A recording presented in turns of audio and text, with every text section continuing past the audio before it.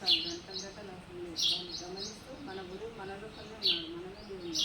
జీవుడే దేవుడు, దేశమే దేవాలయం. చూడండి ఎట్లా వస్తుంది శాస్త్రం. మా గురువులు కాదు, ఏ దేవత కాదు, ఎవరు కాదు, మనమే దేవుళ్ళం అయినప్పుడు కళ్ళు మూసుకుంటే మనమే దేవుళ్ళం అవుతాం, దేవతలం అవుతాం. శ్వాస మీద ధ్యాస. 9 నిమిషాలు మనలో మనం ఉన్నాం.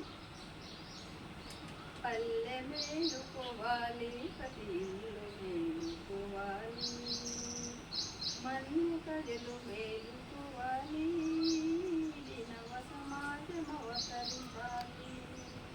వెన్నెల వెన్నెల వెన్నెల వెన్నెలమ్మా వెన్నెల, పల్లె మేలుకోవాలి, ప్రతి ఇల్లు మేలుకోవాలి. ప్రతి ఇల్లు మేలుకోవాలి, కళ్ళు మూసుకోవాలి, కూర్చోవాలి.